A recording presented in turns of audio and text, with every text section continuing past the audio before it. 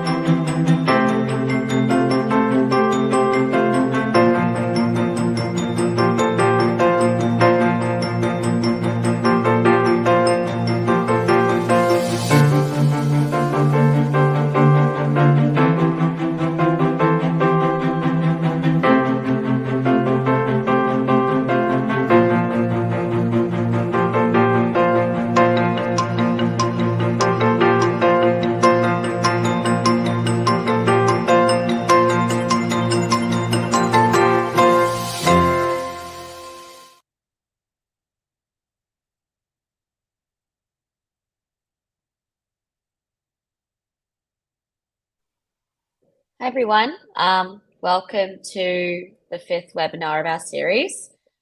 Before we get started, we just have a little introduction from Shilpa from Google, then we'll get into the content. Thank you, Kate. Hi, everyone. It's great to be here. My name is Shilpa Jhunjhunwala, and I lead news partnerships for Google across Australia, New Zealand, as well as look at our programs rollout across APAC. And I'm coming to you from Melbourne in Australia. Thank you, everyone, for joining the last session in our series of webinars. I'm aware that many of you have been with us through our entire webinar series, and we hope that you found these useful and informative, and that you feel more confident about transitioning to the Google Analytics 4 platform. We put this program together specifically as a result of feedback that we received from many publishers such as yourselves. So thank you for that as well, and thanks to Media Monks. The support doesn't end after this. We will also have office hours for cohorts, and that will start in March. And that will be available for all of you. These cohorts office hours will address many of the frequently asked questions that we have consolidated based on whatever you've asked in these series of webinars, and also the pain points that we've heard, as well as the information we are gathering from surveys. So if you still have questions or if you have any feedback, please do send them across via the survey that's available at the end of this webinar. We are also very excited, and we will announce individual office hours as well as implementation support sessions later on to selected publishers on an application basis. So keep a lookout on our website, and the details are available there. So thank you once again for your participation. We look forward to hearing from you and continued engagement from you, and enjoy the webinar. With that, I'll hand it over to Kate. Great, thank you, Shilpa. As Shilpa said, this is our final webinar out of a series of 5. So it's been great to have everyone here for all of them. We've covered a lot of content, and today we're going to get into some of the final bits and pieces that are a bit more advanced. So I'm going to jump into just a little recap of what Shilpa said. So just so you can see it here. We are going to be running office hours from March to October, so applications are open for that now. We also have implementation support available, so please keep that in mind if you would like to get some extra support and to have kind of a more intensive consultation on how to best set up the platform as a publisher. So all of that can be found on our website where you're looking at this webinar now. So today is our final session, and we're covering the topic of GA4 power users. So basically this covers some of the more advanced and sophisticated elements of GA4. So we're going to start off with something that is very relevant to publishers, which is the Google Ad Manager integration with GA4. We're then going to go into pricing strategy, and then we're going to go into audience usage, and then we'll talk about some of the next steps in the program. So first up, we're going to go over the Google Ad Manager and GA4 integration.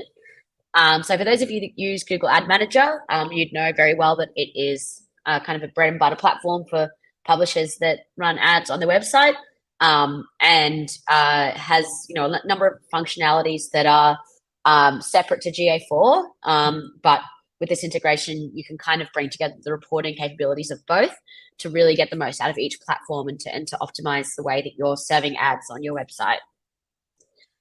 So what is the integration? Basically, all it involves is linking your Ad Manager network to a GA4 property, and that enables your app and web data from that property to become available in your Google Ad Manager reports. So if this is a really simple integration, you don't need to have any API or coding skills. It's just out of the box. And what you'll get out of this is kind of all of those features you have in Ad Manager. So those access and controls to multiple exchanges and networks, so AdSense, Ad Exchange, or third-party networks if you use them.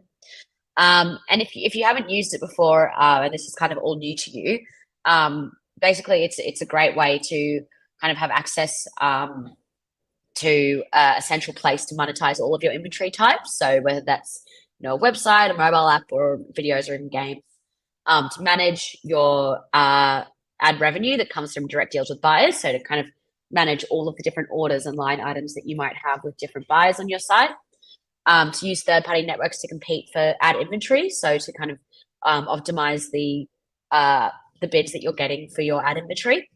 And then also to use it for reporting to gain more granular insights into how the ads are performing on your site. So what are the prerequisites? So there are some permissions required to both platforms to set this up. Obviously, you need to have authorization in each of them to be able to share data with the other platform. So to create or delete your Ad Manager links in GA4, you have to be an administrator in Ad Manager, and you have to have the editor role in Analytics. So administrator in GAM, and an editor at the property level in Analytics for the GA4 property that you want to link. With your tagging, your website needs to be collecting data via the Google tag. So to see your Ad Manager reports in Analytics, the majority of your tags need to be Google Publisher tags. So a lot of you are probably using these already. If you're not, have a look into them. They're very easy to migrate to if you're using a different tagging type. And other product configurations. So if you want to report on app data, your app has to also include the Google Ad Manager SDK. So that's just a few little notes to keep in mind that if you're struggling to set everything up. So just remembering permissions, tag requirements, and app requirements. And yeah, I'll point out as well at this point that we do have all of these decks available in resources. So keep that in mind if you're trying to note everything down. We will have this available after the webinar for your reference. So how do we do this on the GAM side? So when you're in GAM, you'll see on the left-hand panel under admin that there is an option to look at linked accounts. So what you can do here is once you've signed in, go down to that section, click Google Analytics 4 and create a new property link. So down in linked accounts, you can link various different types of platforms to Google Ad Manager, but for GA4, you'll see an option in there and you can enter your property link. From here, you want to search for the property that you'd like to link to your network. So the way that GAM knows which properties you have access to is because of your Google account. So make sure that you're always using the same Google account between GA4 and Google Ad Manager, and that you've got the right permissions within that specific Google account for both platforms. So GAM will show you a list of all the properties you could link, and you want to select the GA4 property that you want to link to this particular GAM account. Click Save, and then you can run an Ad Manager Analytics report to view the data for the GA4 property you linked. So as soon as you press link, you should have all that data available to you in the platform.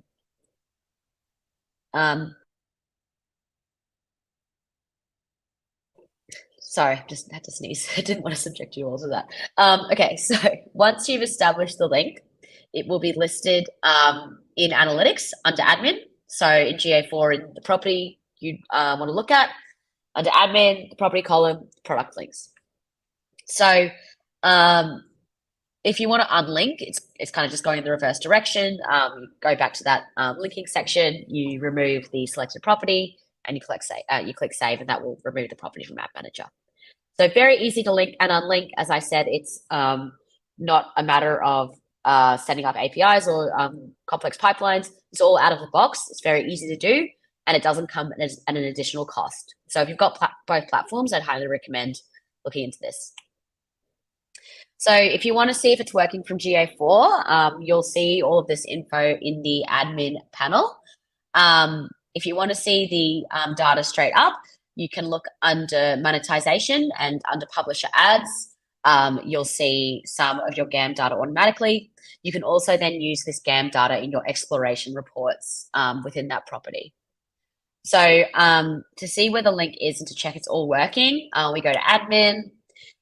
You'll see that in that property panel, you've got a number of different product links. So the one in question here is obviously Ad Manager. Click on that, and you should see that network code showing up for the property, for the account you just linked. So pretty straightforward. Yeah, all you really need are the permissions and to have those tag kind of prerequisites set up. So now let's get into what you can actually do with this integration. So how does it work? When you have enabled this integration, you will automatically be collecting the following events for web and app properties. So for web, you'll be collecting ad impressions and ad clicks. And for app, you'll be collecting ad impressions, ad clicks, ad queries, ad exposure, and ad unit exposure. Don't worry if you don't know what all of these are. We're going to talk about queries in a second, but I'm sure most of you are familiar with impressions and clicks, and in app, that kind of extra distinction of exposures. So these events are assigned their own query IDs and ad event IDs. So these are kind of the specific field names of the exact syntax that is used in the platform. And yeah, these are the events that will be collected with these specific names. So the way that it works is that GA4 joins the data with Ad Manager log files using those shared IDs. So that will enable GA4 to match Ad Manager data with analytics data. Okay, so because those IDs are being collected and the integration is enabled, GA4 knows to collect those IDs and to link them to data coming in from Ad Manager as well. So this integration uses the information and configuration settings that are available when each individual event occurs. So that means that making changes to the rate field in Ad Manager, to tagging configurations, or to page dimensions in GA4 will not affect the data displayed in GA4 reporting for past data. So the main point of this is that the settings will be as they are when the event occurs. So when the impression occurs, whatever the rate is, or whatever the page dimensions or tag config is, that will be what comes through in reporting. It doesn't change things if you are looking at a future event where you've changed the configuration at some point. It will always be the way it was at the time of the event. So similarly, this means that the billing and reconciliation processes in Sales Manager will not affect the reported revenue numbers in GA4. So revenue in GA4 will be calculated at the time of the event. So once you've done reconciliation in GAM, that's going to be irrelevant to the reports you see in GA4. Okay, hopefully that makes sense. It's kind of a little caveat. Hopefully it's not making things a bit more confusing, but the main thing to understand is just how that data works. The GA4 receives the event, and at that time pulls in the related data. It won't go back and change things if you make changes within GAM. So to use these shared IDs, Google Ad Manager and GA4 will communicate each other with these IDs that we were discussing earlier to match impressions with the corresponding GA4 event. So in Ad Manager, when someone looks at an ad, that's an impression. In GA4, when someone looks at an ad, that's going to be an event that comes through. Attached to those events are going to be IDs that can be joined together to recognize what's happening in both platforms as the same event. So GA4 and Ad Manager use tags within each app or web page to generate unique IDs for each event or ad impression.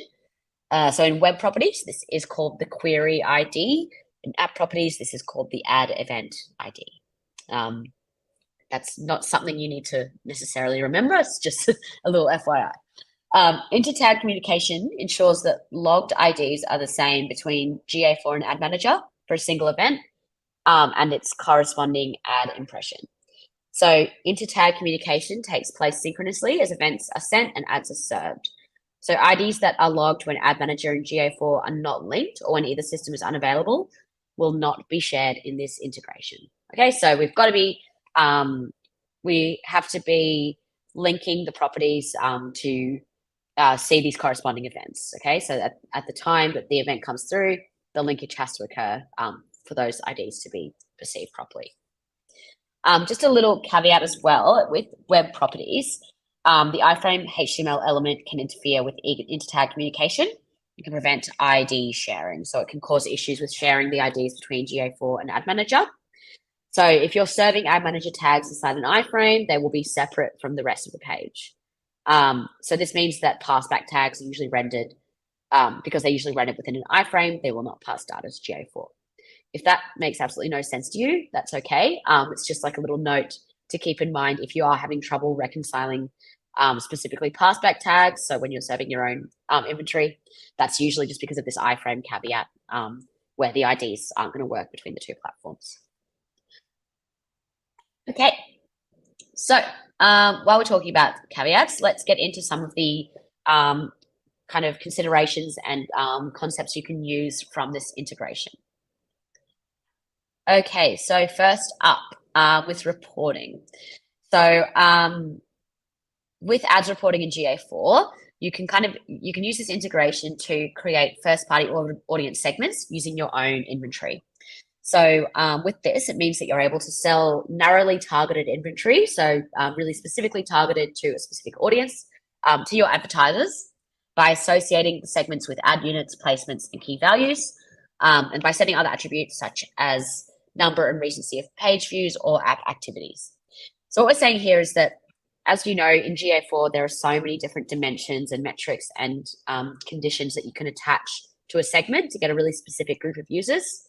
And with this integration, you can associate those segments with the configuration using GAM. So you can say this segment is associated with this key value pair, which enables you to sell those specific inventory points to advertisers against that valuable audience.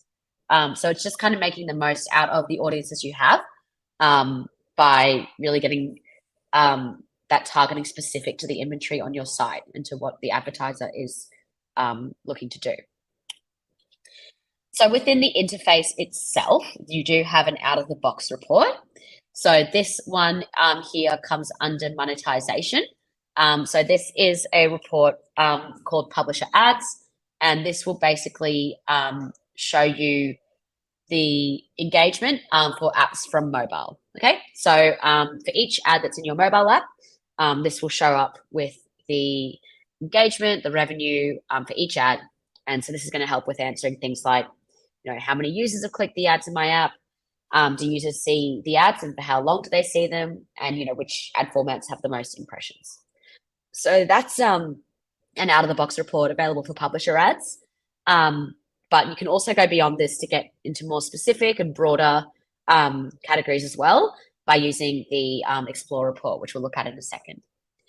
In this case, you can also break down into different dimensions. So you can, as you know, this report's broken down by a primary dimension that's default, but you can change that to a different one using that drop-down menu to look at a different breakdown of your data. So by default, this is broken out by ad unit as a dimension. So an ad unit is a unique identifier for an advertisement found in your account. The table is by default sorted by conversion events with the most conversions first. If you want to sort by a different metric, you can click on the arrows and resort them the same as you would for any other interface report in GA4. So yeah, so basically once this integration is set up, you will have the same functionality in this out-of-the-box report as you do for any of the other GA4 reports. So this is the Explore report. This is where you can kind of go beyond that out-of-the-box default report to get something a bit more specific to what you're interested in. So in UA, you are probably used to seeing your pages report detailed out by the dimension of page path and metrics like page views, unique page views, bounce rate, etc. So in GA4, you can kind of use that pages report to recreate what you're looking for, but as an explore. So what we're going to do is we've had a look at explorations in previous webinars, but this is going to go specifically into how to create an ads report using explorations. So we're going to start off in this section. For those who don't remember, it's under Explore, which is kind of the third tab down to the left-hand side, and by clicking Freeform.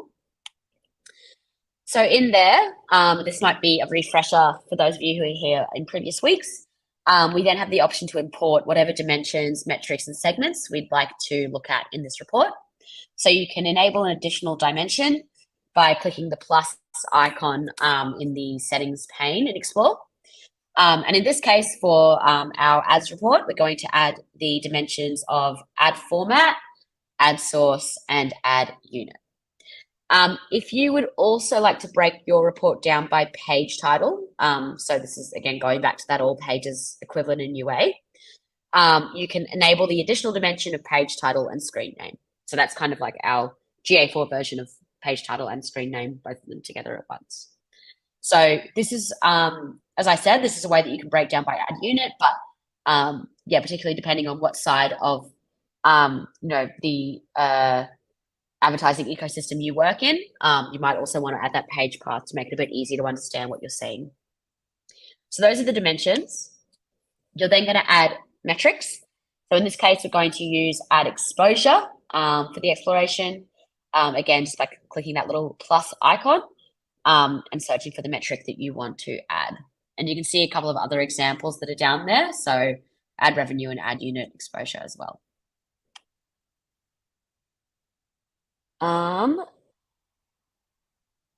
Let's see. So the next thing you want to do is you'll probably find that the freeform report has some default dimensions and metrics already set up. So you will want to remove the ones that aren't relevant to this report. So I think they're usually things like country and device. So you'll remove those and add in the dimensions that are relevant to your ad reporting. So ad unit, ad source, and event name. Those can be your row dimensions, and then event count as your column metrics. So this is just a nice simple table. So for ad impressions, you want to look at the event count for the ad impression event. And for clicks, look at the event count for the ad click event.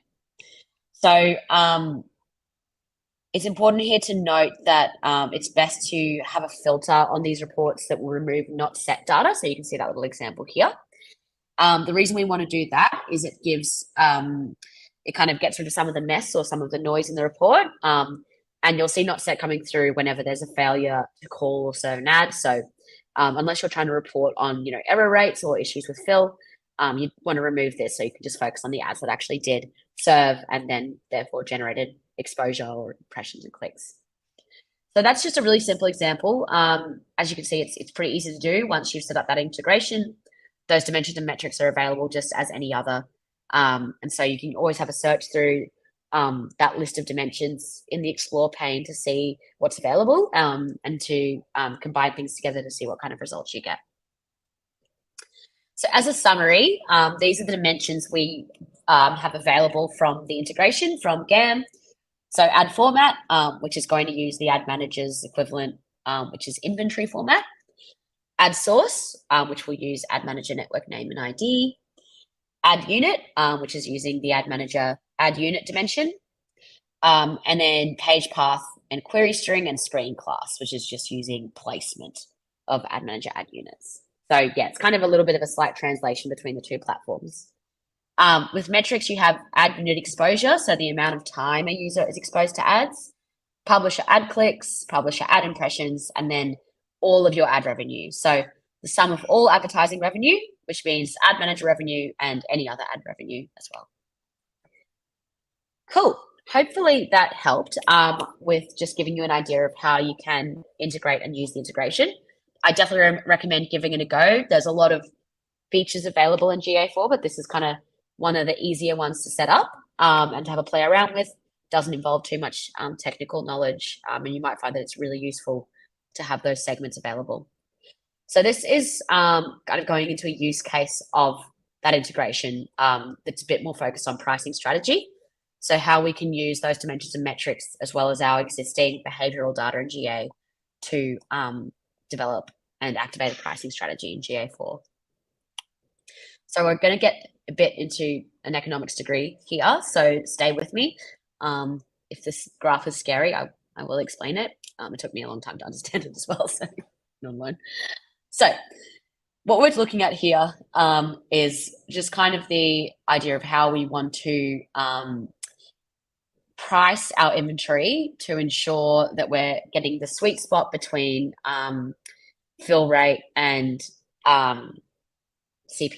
Okay, so we want to make sure that our, like at the end of the day, what we're trying to do here is making sure that our pricing is going to result in a high CPM, but not in a huge reduction in fill. Okay, so that's kind of how we want to achieve the most revenue, is by getting that balance just right. And you're going to find that there's different values, different prices that apply for different inventory because of the different values across your site and within your audiences. So,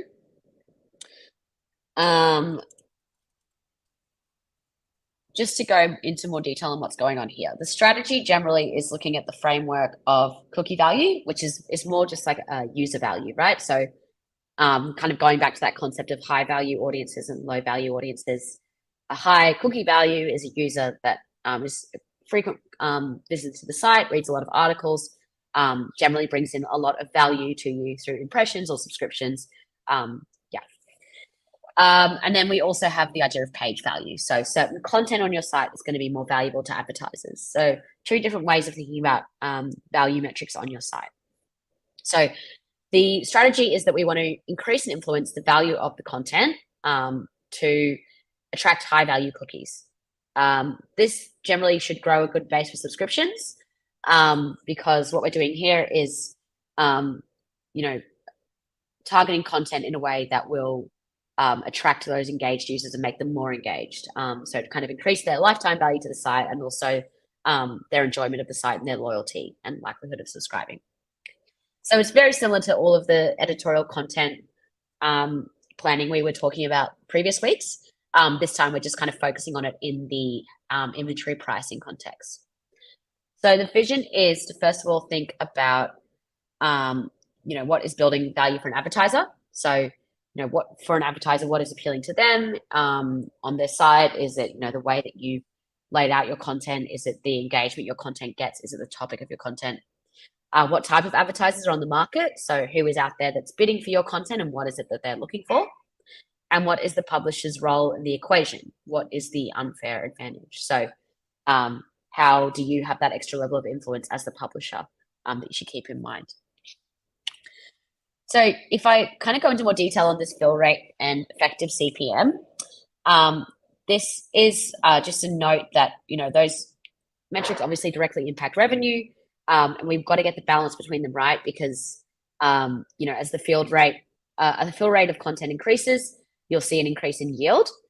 But this is usually easy to achieve by dropping the price of your inventory, which might be undesirable. However, if you increase the price of your inventory, you're likely to see a decrease in fill rates. So you're likely to see a decrease in yield. So it's just getting the balance right for the specific inventory you're looking at of a price that will attract a good fill, but also a decent effective CPM. So there's a number of different ways that you can do this. First of all, by optimizing ad placements. So making sure that your ad placements have maximum visibility and engagement. So this will help increase the fill rate and yield for your inventory. Okay, by making sure those placements are good, that they are in good positions, that are user-friendly, but also are visible. Another way is by diversifying your ad sources. So kind of expanding the market of buyers that are looking to buy your inventory. So hopefully by doing that, increasing demand for the inventory you have. So this ensures that your inventory is always filled, even if ad demands from one source decreases. because you can work with multiple ad networks and use header bidding to increase the competition for your inventory. So this is another option. Setting competitive ad rates. So again, making sure that the rates are low enough that they are competitive, but still in line with market rates, and still obviously economically viable for you as a publisher. So the idea of this is that it'll help you to attract high quality advertisers and increase demand for your inventory. Yeah, we also want to monitor ad performance. So regularly monitor the performance of your ad campaigns to identify any issues that may be impacting fill rate and yield. So yeah, never forget the importance of, making sure that everything's running technically correctly on your site, that you don't have bugs happening, that you don't have ad units failing to serve. So yeah, you might find that a certain placement's performing badly, and then you realize that there's a technical issue, or maybe it's because the rate is wrong. But it's always good to keep track of how your ad placements are performing to try and troubleshoot what could be causing issues. And then finally, experimenting with different ad formats. So experimenting with things like display ads or video ads and native ads to determine which formats work best on your site. So you might find that there's a certain ad format you haven't tried before that ends up being a really good fit for your site and for your readers. So these are just some examples of ways you can try to manage your fill rate and yield and to maximize revenue. So always keeping in mind that idea of the, increasing the demand from publishers, making sure that what you're offering is in line with market rates, so it's attractive, but it is still competitive to get that nice balance between fill rate and CPM. And another thing I'll just note here is you can also run experiments in GAM with line items, either manually or with some of the out-of-the-box features. And this is a good way to try different rates and to see which one gets you a better result to try and just increase and maximize your revenue from there as well. So we talk more about this idea of yield management. The eCPM, which is the effective CPM, is a function of 3 values. So first up, we have viewability. So this is managed from a product perspective. So this is just looking at, how many of your ad units are actually viewable and have meet that minimum threshold of viewability. So I believe for ads, for display ads, it's a second on screen of at least half the height, and for video ads, something slightly different. I don't know them off the top of my head, but that's the concept of viewability. Is there actually a valuable impression of this ad? Cookies. So various cookies represent different values. So for instance, overseas cookies might have a way higher value than your domestic cookies. And content.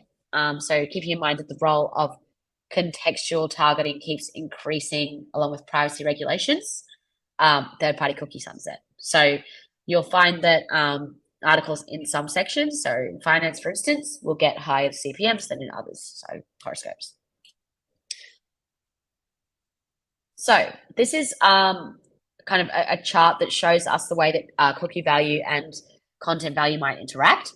So increasing cookie value may be difficult in local market conditions if you're depending highly on third-party data, but this tactic will play a different role once Chrome drops support of third-party cookies in 2 years' time.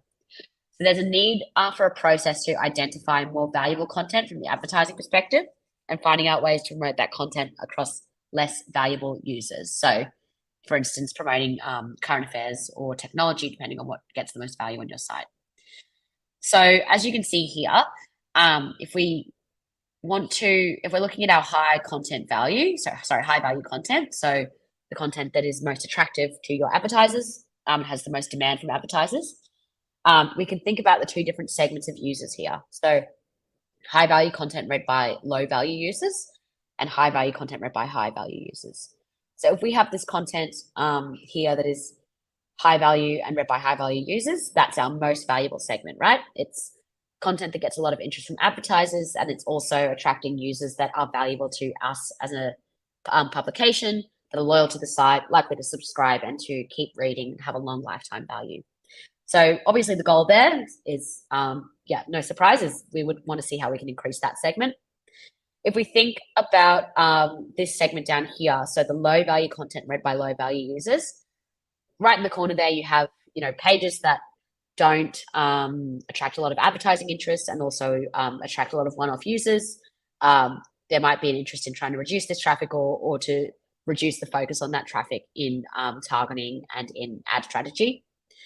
But then as we move higher in cookie value, so if we find that we have these, medium value users who are, relatively frequent visitors of the site, but they're reading low value content, can we have a strategy to drive them towards higher value content? So by making our content recommendations more directed towards the high value content parts in our site, even when someone's come from a lower value section. So there's a lot at play here. It takes a little while to kind of get your head around it, but again, this chart is available for your own use after. Overall, the requirement is to, first of all, analyze your target audience. So the first thing you need to do is understand that audience and purchasing behavior to determine the right pricing strategy. So if your target audience is price sensitive, you want to consider lowering the price to attract more traffic. Secondly, studying competition. So understanding the pricing strategies of your competitors this can give you an idea of what's working and what's not. So it can also help you differentiate your pricing strategy and make it more competitive if you're kind of aware of the market rates and what people are doing in the similar field that you're in. This can help influence the way that you competitively price your inventory. The other thing you might want to do is evaluate your inventory. So determine the value of your inventory by considering factors like type of your inventory, audience targeting, and ad placement. So you can use metrics like CPM and cost per click to evaluate the performance of your inventory and to make informed pricing decisions. Setting pricing tiers. So setting tiers based on the value of your inventory and target audience. So for example, you might want to offer a premium inventory at a higher price point. So those high content value pages we were talking about before should probably be priced at a higher level, while the lower value inventory may be priced more competitively. So yeah, kind of reflecting the value of what you have on your site by using pricing strategy in that way. So once you've kind of established these strategies and tried these different things, it's important to always monitor and evaluate effectiveness by testing and adjusting. So using A/B testing to compare your strategies and to make adjustments as needed. So these are just some of the steps I wanted to set out. There's obviously a lot of different ways to approach this. And, you might find that different things work for you based on who you are as a publisher. So it's good to be flexible and to always keep testing and adjusting the way you're doing things to try and get the best result. So you might have kind of looked at this chart and gone, all right, but how do I actually find these values for my site? How do I evaluate content value and cookie value and create this little, 4-piece segmentation here? And there is a way that we can do it in GA4 just by using some of the out-of-the-box metrics. You might find that you have more valuable custom metrics and dimensions you could use. But if you just want to try and do this straight away, here are some of the options you could use. So if you want to evaluate something like cookie value, which is the value of a user visiting your site, you can use something like customer lifetime value, which is a metric we have now in GA4. Transaction volume. So if you're a subscription-based model, that one will be valuable. Page read, I think that should say pages read, so the total volume of articles. Time spent on the website as well, so actual engagement time. And then if you want to look at metrics for content value, we have things like time spent on content, so on pages, which ones are getting the most engagement for the longest time. The event count on content, so how much engagement are you actually getting with that? And the completeness as well. So how often are people actually completing those articles? Then if you want to kind of break it down a bit further, as you know with Explore, you can always use secondary dimensions and things. So this might help you to get a bit more detailed in your analysis and to really cut your data into different sections and cut your inventory into different sections. So I'd use things like content group, page URL, and demographics. So for instance, if you wanted to look at, which content group is most valuable on your site, in terms of cookie value or content value, you could use that as a secondary dimension and kind of compare the performance across all of those. So yeah, I highly recommend having a look at these metrics in the platform so that you can try and create your own version of this chart and come up with some strategies for how you want to improve your pricing. Okay, one more section to go through. This is where we're going to talk about audiences and their usage in the GA4 and Google Ad Manager integration. So to create audiences in GAM, we start by creating first-party segments using inventory. And then the goal is to sell narrowly targeted inventory to advertisers by associating these segments with ad units, placements, and key values, and setting other attributes such as number and recency of page views or app activities. So the idea here is to use your own GA4 data to identify first-party segments, and then to figure out where you're going to have demand from advertisers. So maybe for a particular type of content topic or demographic, and to target those particular audiences using ad units and placements and key value pairs. So this is the overall goal. Now, if we want to do this equivalent in GA4, we create an audience by setting conditions based on the dimension, metric, and event data you collect from your property. So after you create an audience, it will accumulate users who meet that condition from that point onwards. So onwards only, not retrospective. And when you create the audience, analytics will add any users who've met the criteria during the last 30 days, as long as you've got at least 30 days of data. So note that creating an audience in GA4 will not be populated in GAN at the moment. So the creation on the GA4 side at the moment is to help you identify the potential audiences and insight, and to create an audience list. So this is kind of the side where we want to use data for analysis and to find out audiences and to create a list. So while you can't export that list, you can isolate that noise when analyzing. It can all be used in the Google Ad Manager space for remarketing. So you can then use these audiences you've created in GA4 in your published ads report. So by clicking into specific audiences, you can understand their behavior, the number of ads they've been exposed to, interaction volume, value of customers, etc. So this will help you to identify what you want to do next as part of your audience usage. So yeah, you want to make sure that you're using these specific groupings to analyze engagement and find those most engaged users, or to find those that have different behaviors. So to create a custom audience, this is where we're kind of applying some of the ideas we have about demographics and about content value from our site. So if users have already signed into your site, you might already have this kind of information. So things like age and interest. So you can use that in this case when you're creating a custom audience by, for example, setting an age key with values such as 18 to 32, 33 to 42, blah, blah, blah. So key values can be dynamic in this case or predefined. So this is where we're going from what we've discovered in GA4 by creating audiences, looking at engagement and isolating groups of users, and then making an equivalent in Google Ad Manager. So if you weren't aware with these value types, your predefined values are helpful for information where you know all the potential values. So things like age, whereas dynamic values are helpful when the values are unknown or changing. So something that's not necessarily going to be set forever. So then upload an audience to GAN. So as we've said, when you create an audience in GA4, it won't be exposed to GAN by default.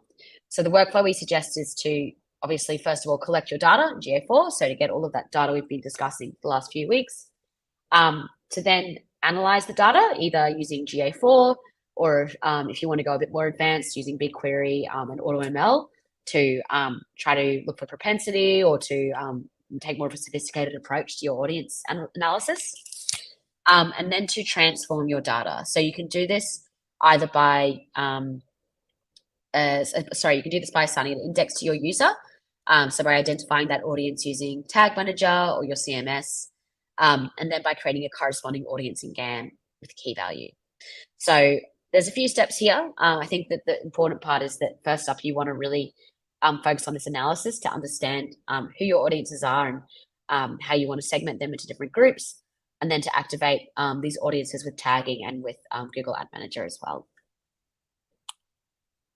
So just now that we've spoken a little bit about BigQuery, I'm going to discuss the integration with GA4. So if you want to make that data flow work, you will have to make sure you have BigQuery export set up. So here are the details for that integration. First of all, if you don't have one, you will need to create a BigQuery project. So this BigQuery lives under Google Cloud Platform. So you'll need to make sure that you have the right level of access or that someone in your organization can create a project for you. And you want to set your project location to where it's physically near to your market. So if you're, in Taiwan, then you want to set your project location to Taipei. BigQuery project billing. So you want to then make sure that your BigQuery project is associated with the right billing account. So all BigQuery projects have a billing account. You'll just have to make sure that there is that the right one is associated with the right project. And you need to make sure you've got the right level of access. So to set this up, you need edit access in GA4 and owner access to the BigQuery property. So this might be something you need to ask someone else in your organization to do, depending on your access levels. But otherwise, you can set this up yourself if you have these permissions. So to do this linking, similarly to what we were talking about before with the GAM linking, I'm going to go to admin in the property you're after, and then go to BigQuery linking. Then you're going to go to link in the window there, and you'll see the option to select a project. Again, you've got to make sure you've got the same Google account credentials for GA4 and BigQuery so that you will have your project come up. So select the one that you'd like to link. If you're not seeing it, just make sure your access is right and that you're using the same Google account. But if you do have the right access and permissions, you should see it pop up. You can select it. Choose your data location. So if there's already a location dedicated to the BigQuery project, this can't be selected in GA4. So you'll have to use the one that has been set in BigQuery. And then select the stream you'd like to export. So you can keep include advertising identifiers for mobile app streams unselected, as this option is for mobile app only. So unless you have a mobile app, you can leave that unselected. Then you want to look at your frequency. So here we have two options. The first is daily, where your data will be exported each day, once a day, and streaming, where the data is exported once events are collected, so continuously throughout the day. Streaming does come with some additional costs. Depending on your event count, it's not excessive, but again, it just depends on how many events you're exporting. If you do want to do anything with real-time data as well, highly recommend looking into streaming export because there's a lot you can do with that real-time data in this GA4 API. But yes, most of the time, if you're not working with real-time, you're probably just going to be selecting the daily export. Then you want to review your selections and click submit. And once that's done, your property will be linked with BigQuery, and every day you will see an export in BigQuery with a data set that's named after your property ID with each day's event data coming through. So there you go. Nice and easy to do as well. So have a look into that if you haven't already. Okay, so now just moving on to the next steps of the program. We've kind of covered all the bits and pieces I wanted to go over today. So just wanted to go over some administrative things for where we're going next. So after this workshop, you have three actions you can take. So as we've said, you have the opportunity to apply and take part in the additional support program elements. So this is across the cohort office hours, individual office hours, and implementation support. So you can find more information and registrations on the website that you're on. But if you have any questions, please reach out to contactgni@google.com. So yes, as if you have been coming to these webinars and enjoying them, please apply. Yeah, we'd love to hear from you. And yeah, we're hoping that those sessions will give you some more hands-on one-on-one advice on how to handle your implementation. We're going to go into some more detail on how to activate reports in the platform. Again, thank you everyone who has come along to all of these sessions. We really appreciate it. We've run 30 across APAC, so this is the very last one. And yeah, it's been really great to deliver all of these and to hear all the good questions you've had. Just as a final note, here is some information about the first monthly cohort session we're having. So that's going to be on the 28th of March, 3:30 Australian Daylight Time or 12:30 Singapore time. If you can, we'd love to hear your feedback on the post-webinar survey. And just keep in mind that those applications are open and they'll close just under a week. So on the 13th of March, they'll close. So please make sure to get those in on time. Do we have any questions to answer before we finish? I feel like we've covered a lot of very technical stuff today, so happy to answer any questions you might have.